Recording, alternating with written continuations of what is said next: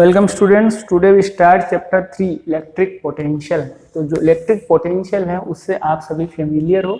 10th class में आपने सबने पढ़ रखा है इलेक्ट्रिक पोटेंशियल के बारे में, तो उसी के बारे में थोड़ा डीपली स्टडी करेंगे। 10th क्लास में आपने केवल उसकी डेफिनेशन पढ़ी थी और उसको कंडक्टर वायर पे अप्लाई किया था बैटरी की हेल्प से, तो वहाँ पे क्या फ्लो हो रहा था, इलेक्ट्रिक करंट फ्लो हो रहा था। 10th में इतना ही नॉलेज लिया, बट जो डेफिनेशन वगैरह है, बेसिक कंसेप्ट जो है इलेक्ट्रिक पोटेंशियल का, वो 10th क्लास में पूरा आ जाता है। अब उसका थोड़ा जो डीपली स्टडी है वो अपन इस चैप्टर में करेंगे। तो फर्स्ट ऑफ ऑल अपन उनका इंट्रोडक्शन देख लेते हैं इलेक्ट्रिक पोटेंशियल का। तो उसमें देखो आपको 3 चीज़ें ध्यान में रखनी है।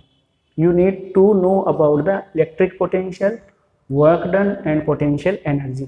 तो the potential energy is defined as work done to carry a charge from infinity to that point is stored as electric potential energy.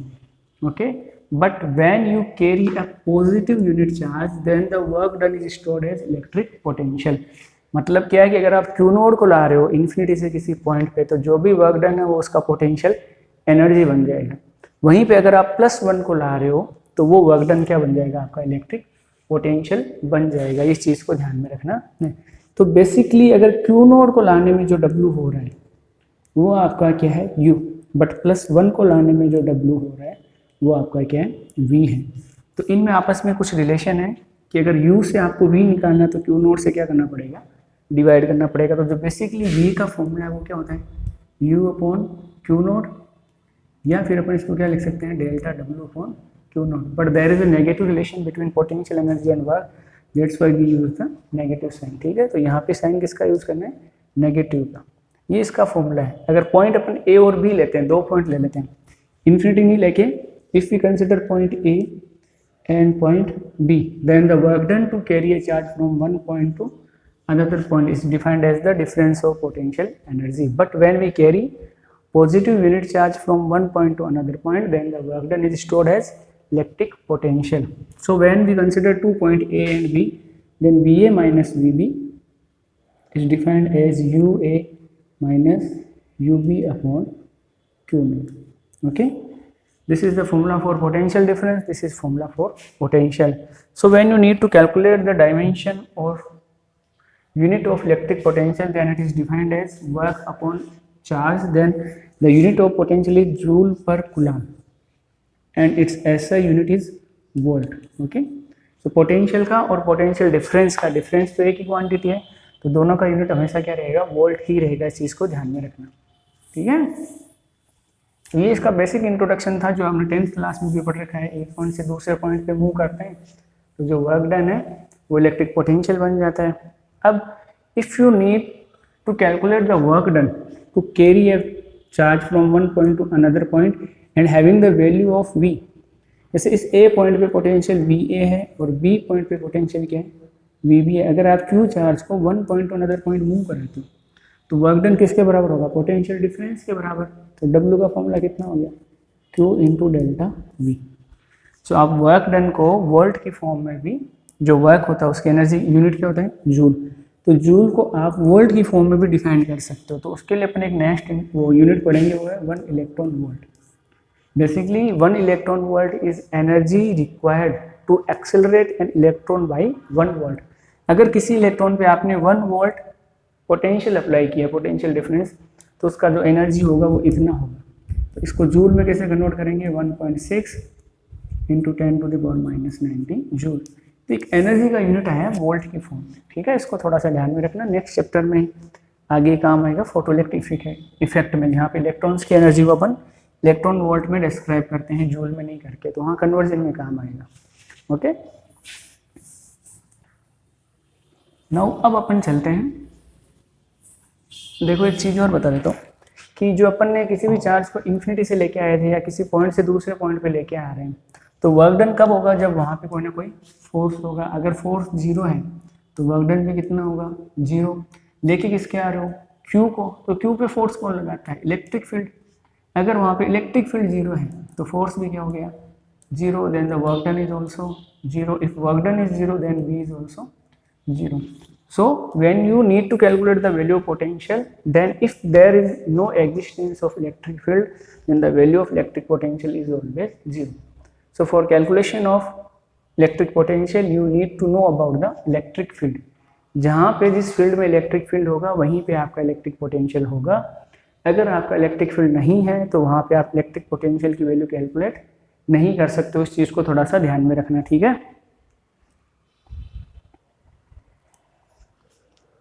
अब आपको क्या करना है कि ई और वी में रिलेशन को डिराइव करना है। देखो क्लियर है कि अगर अपन सपोज कंसीडर करते हैं कि that the electric field in this section is E, the electric field is E and you move A charge Q not from one point to another point by a very small distance D R. Okay, we displace q naught from one point to another point by a very small displacement dr. Then here you need to do some work. That work is stored as electric potential. So how we calculate the value of work? We know that the value of w is f dot dr. Okay, f dot dr. So the force on a q naught charge in external electric field E is F is equal to q naught multiplied by E. So when we displace by a small displacement dr, then the small work delta w is equal to q naught E dot dr. Okay, this is the work done to displace the q naught from one point to another point by a small separation dr. So there is a small potential difference, okay, which is defined as delta v is equal to delta w upon q naught. Okay, from the definition of electric potential. But if you need to calculate the potential difference from point A to B, suppose this is point A and this is point B, then you need to divide the whole path in small pieces, small elements, and then calculate the small works and then integrate all of them works, then find out the value of total work done. So how you calculate the total work? This method is known as integration. तो total work जो आपका W होगा वो कितना होगा? Integration of Q naught E dot d r, और V और W में रिलेशन क्या होता है? Delta V is equal to negative delta W upon Q naught. So the potential difference between point A and B is VBA is equal to W upon Q naught. Okay, so here the value of potential between point A and B is VB minus VA is equal to negative Q naught upon Q naught integration E dot dr from limit A to B. Here we are moving from point A to B. Okay, then this is the limit. If you change the initial and final point, then the potential difference between A minus B, then either you change the sign or you change the limit, then it is also defined as A to B E dot dr. If you not need to change the limit, okay, then change the sign, then negative B to A, sorry, B to A E dot dr. ये इसका formula है, relationship between electric potential and electric field intensity. इसकी help से अपन क्या कर सकते हैं? किन्हीं भी दो पॉइंट के बीच का पोटेंशियल डिफरेंस कैलकुलेट कर सकते हैं. अब इसी मेथड को अपने को यूज़ करना है to find out the electric potential. So our first point for the derivation of electric potential is electric potential due to a point charge. आपको इलेक्ट्रिक पोटेंशियल किसकी वजह से फाइंड करना है? एक पॉइंट चार्ज की वजह से फाइंड करना है. इस मेथड को ध्यान रखना, जो पोटेंशियल डिफरेंस होगा वो कितना होगा? Integration A to B E dot d r. ठीक है, ये ध्यान रखना. ये फाइनल पॉइंट है और ये आपका इनिशियल पॉइंट है. आना किधर है? बी से ए की ओर. फाइनल टू इनिशियल, ये ध्यान रखना. तो अपन क्या करते हैं? Suppose this is the point charge Q. You need to calculate the value of potential at point P at a distance R from the charge Q. Then you need the final initial point is infinity, so carry a positive one charge from infinity to that point P. That work done is stored as electric potential, but here we use this formula. So the potential at point P is defined as integration from A to B negative E dot dr. ठीक है, तो ये आपका point क्या हो गया? B, और ये आपका पॉइंट क्या हो गया? A. तो B की जगह अपन ने क्या ले लिया? इन्फिनिटी, और A पे अपन ने क्या ले लिया? P. So the potential due to point Q at point P, यानी point A पे इलेक्ट्रिक पोटेंशियल कितना होगा? VB minus VA is equal to minus integration A to B E dot dr. Integration क्यों कर रहे हैं? क्योंकि E का वैल्यू R पे डिपेंड करता है. As you change the distance then the value of E is also changes. अगर चेंज नहीं करता तो सीधा ई इंटू डी आर कर देते, इंटीग्रेशन का रिक्वायरमेंट ही नहीं होता। इंटीग्रेशन कहाँ करते हैं? वेरिएबल फोर्स वेरिएबल में। तो इलेक्ट्रिक फील्ड का वैल्यू कैसा है? वेरिएबल है। So you need to using the integration method. So here we use V infinity minus V R, this point A is defined as V R is equal to negative from limit r to infinity, because the initial point distance from point Q is small r and the distance between point B and point Q is infinity, and E dot dr. Here E and displacement in the same direction, so the theta is 0. You know that when A dot B is open, then it is A B cos theta. So the value of theta is 0 degree. Okay, that's why here we solve it, and you need the value of electric field intensity to point charge which we derived in the previous section. यार पिछले chapter में derive किया था ना E का formula point charge के, जैसे वो कितना आया था KQ अपॉन आर स्क्वायर, उसका वैल्यू यहाँ पे यूज़ करना है और सिंपल इंटीग्रेशन करना और कुछ नहीं करना है। तो आपको E के सारे फॉर्मूले याद रखने हैं पिछले चैप्टर वाले, ठीक है। तो इस इंटीग्रेशन को हम यहाँ पे सॉल्व करते हैं, इस चीज़ को थोड़ा सा अच्छे से देखना। इंटीग्रेशन तो वैसे 11th क्लास में पढ़ रखा होगा। एक चीज़ ये ध्यान रखो, V infinity means potential at infinity point. You know that the value of force and electric field at the infinity is always 0. अगर फोर्स जो होता है वो क्या होता है? KQ upon KQ1 Q2 upon R square, और इलेक्ट्रिक फील्ड क्या होता है? KQ upon R square. So at infinity R equal to infinity E is always 0. That's why the potential at infinity is always 0. So here V infinity is considered as 0. So when we solve it, then minus VR is equal to negative from R to infinity KQ upon R square into dr. So negative to negative cancel, जो जो constant है उसको बाहर ले लो। देखो VR is equal to KQ integration R to infinity 1 upon R square into dr. You know that the integration of 1 upon x is equal to log x, but here we have the power of r is 2, so we solve it by the method of x to the power n, which answer is x to the power n plus 1 upon n plus 1. So when you change the denominator, then it become r to the power minus 2. So KQ integration r to infinity r to the power minus 2 into dr. So by solving this formula, we get the value of this integration, which is 11th class में integration पढ़ा होगा ये formula. तो KQ minus 1 upon R limit from r to infinity x की power n plus 1 minus 2 plus 1 r to the power minus 2 plus 1 upon minus 2 plus 1। So बचा कितना? Negative 1 negative 1। तो answer क्या है? Negative r to the power minus 1। इसको नीचे लेके जाएंगे तो क्या हो गया? Minus 1 upon r। Simple solution. Now put the limit. When you put the limit of a finite integration, then first of all put the upper limit, then subtract the lower limit. So it become KQ, upper limit is infinity, so minus 1 upon infinity, then minus, and again the minus sign 1 upon r. You know that the value of 1 upon infinity is 0.